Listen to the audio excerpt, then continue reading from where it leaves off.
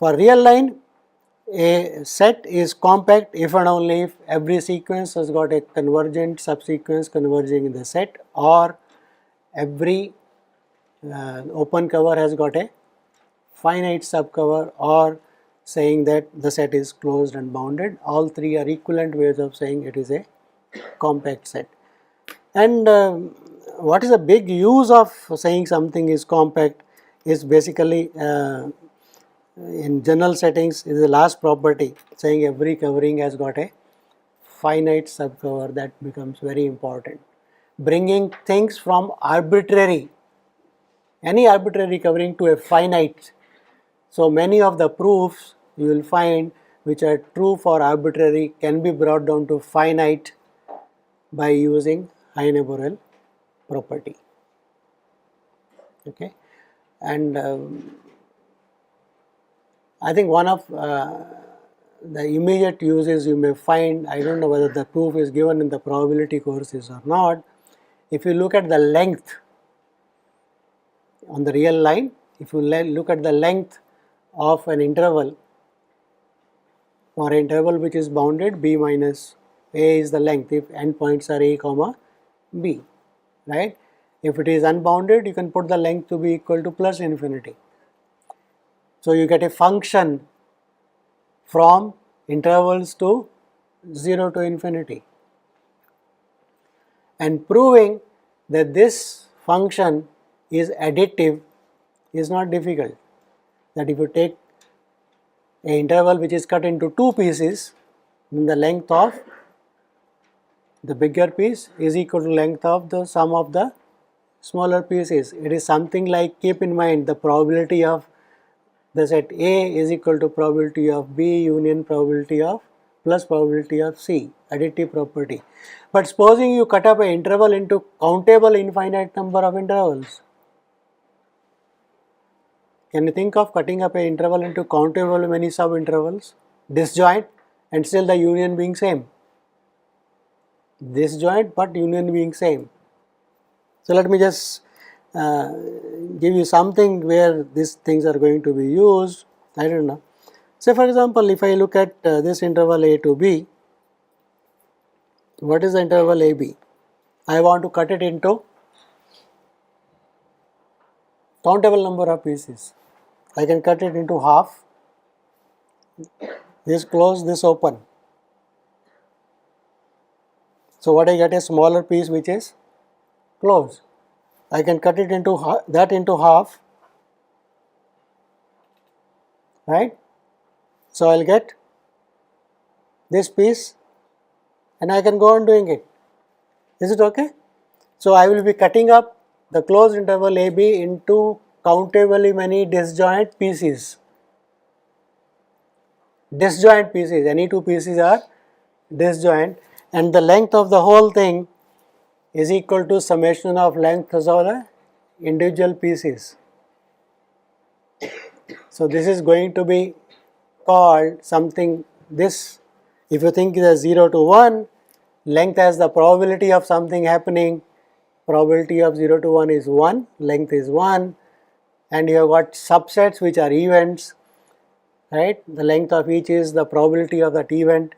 So it essentially says if an event A is a disjoint union of events An, then the probability of A is equal to summation probability of Ans. This is a property going to be used in probability theory called countable additivity. And the length function is one such on 0 to 1. And proving it is countably additive, one uses compactness. So there is the, okay. So anyway, so when it comes there, probably you may get back to it. So we looked at sets which are closed, which are open, and now everything is motivated by sequences, right? Now here is a property we want to discuss, which depends more on the geometric aspect of real line. That means the real line is a continuity of points. It is a continuity of points. There is no break, right? For example, if I take an interval right? I take at some point, then I keep on say moving on the right side, then I keep on moving till I come to the end of the interval in some sense, right? There is no break, that it breaks and then again something happens. There is a continuity of points. So intervals are characterized by the continuity of points, and we define that way, that if x and y are points in the interval and z is a point in between, then that must always belong to the set. That is how we have defined the interval, right? So such sets are important, they are called connected subsets. So what we want to look at is what are called, so definition, we want to define, doesn't make much difference in the real line, but later on it makes a difference. So let us define, so let us take A is a subset of R and X belongs to R. So we say X is separated, X is separated from A if there exists, you can define in Rn, but let us keep it to the R, if there exists an open interval I such that X belongs to I, that means there is a neighborhood of the interval, but this does not intersect A. There is a neighborhood which does not intersect A. Then you say X is separated from A. Clear? Okay. We want to say a set A is separated from B. What should be the definition? Every point of A is separated from B, right? So this is 1, 2, A and B subsets of R. We say A is separated from B if every A belonging to A is separated from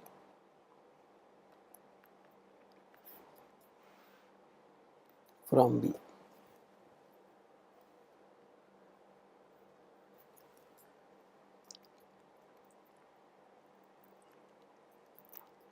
Let us write,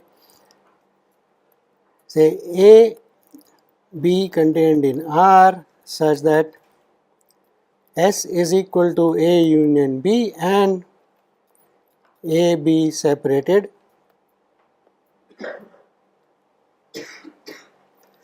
If a set S can be written as, it is cut it into two pieces where A and B are separated, we say S is not connected.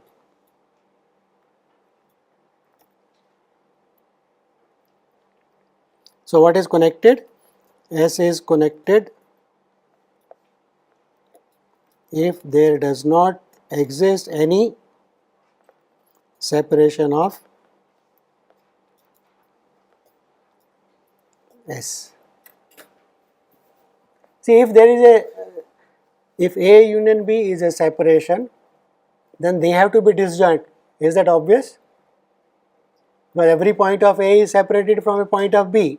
So if there is an intersection, right, then that point has a neighborhood which intersects both of them, because X itself is in both of them. Take any neighborhood that will intersect both, right? So if A intersection B is non-empty, then it cannot be separated. So separately implies it is A and B is, they are separated, implies that they are disjoint already, is something more than disjoint, right? Separated means every point of A has a neighborhood which does not intersect that, and every point of B has a neighborhood which does not. For example, look at the rationals as one set of irrationals as another set.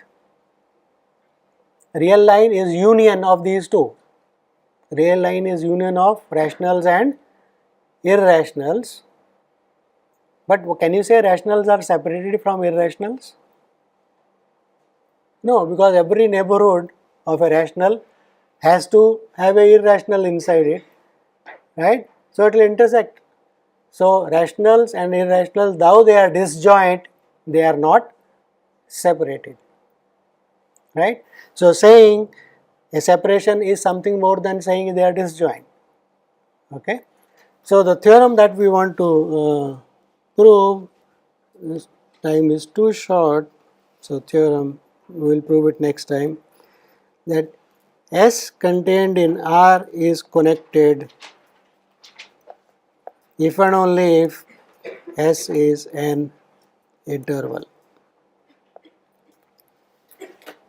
The only connected subsets of the real line are intervals. Okay. So let us see how much we can prove. So two parts. So suppose S is connected. To show S is interval, right? Keep in mind we had called empty set also as an interval. So if S is empty set, is there anything to prove? Yes, because the separation doesn't make sense, right? Separation of empty set into two parts doesn't make sense, A union B. Okay, or you can say empty set is a connected set, you can forget about it, you can declare empty set as connected. Suppose it is a singleton. So if S is equal to empty or singleton, is singleton point, that is a subset of real line, is it connected? That means it should not have any separation, right? Only singleton point, so it will be in one of the sets A or B only, so there is no separation possible. Okay, so it's connected. So finally let us take 2 points, let x, y belong to S, and so what we want to show? S is connected. To show it is an interval, we have got 2 points. To show is an interval, what should I show? Every point in between is also inside, and let x less than y, x less than z, and let z belonging to R such that x less than z less than y, to show z belongs to S. So let us so the picture, here is x, here is y, and here is z. I want to show z belongs to the interval, to the set S, and given S is connected. Okay, if z does not belong to S, if z does not belong to S, then what I should show? If z does not belong, then I should show S is not connected. I should produce a separation of S. So let us write. So suppose Z does not belong to S. Then Z does not belong to S. That means where is S? S is in Z complement, singleton, right? So that means then S is a part of R minus Z, right? That doesn't belong, so it is part of the complement. So what does the complement look like? It looks like 2 parts. One part is here, another part is on the other side. So so one is here, other is here. So let us look at which is equal to minus infinity to Z union Z2 plus infinity. So what is S equal to? Intersection of both sides. So minus infinity to Z intersection A union minus infinity to Z intersection B, right? Because S is not containing Z, so some part will be on the left side, some part will be on the right side. So this is the part on the left side, and this is the part on the intersection A. Where is A? There is no A. There is S, I think. So let me write properly. Some intersection S union Z to infinity intersection S, right? So intersection of S on the left side of Z, intersection of Z on the right side. So that will be everything. Okay. Now, so here is a set, call this set as A and call this set as P. So S is written as a union of two sets A and B, they are disjoint. Is it a separation of A? Is it a separation of A? Separation of S. Let us see. So let us take a point on in A. So if A belongs to A, where it will be? It will be somewhere here, right? So I can take an interval, because if this it is not equal to Z, so it is bigger than Z. So there will be some interval I can take around A which does not go beyond Z. So for every point here I have got a interval which does not intersect the right hand side.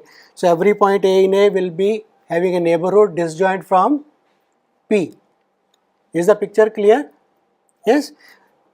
Choose epsilon bigger than 0 such that A minus epsilon, A plus epsilon, intersection A, intersection B is empty.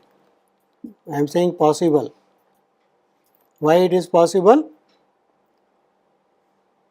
Because if you take any point A, it is going to be less than Z. So I can always take an interval on that side, right?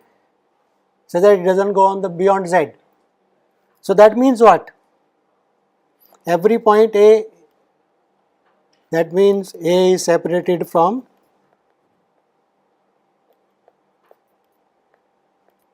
right. Every point of A has a neighborhood which does not intersect. So A is separated from B. Similarly, B is separated from A. Similarly, other way around. If I take on the right side, I can still similarly do it, right? Is it clear to everybody? Similarly means what? If I take a point here B, then there is a neighborhood which does not intersect. It doesn't go on the left side. So what I have got, if Z does not belong, I have got a separation of S, but S is connected. So contradiction.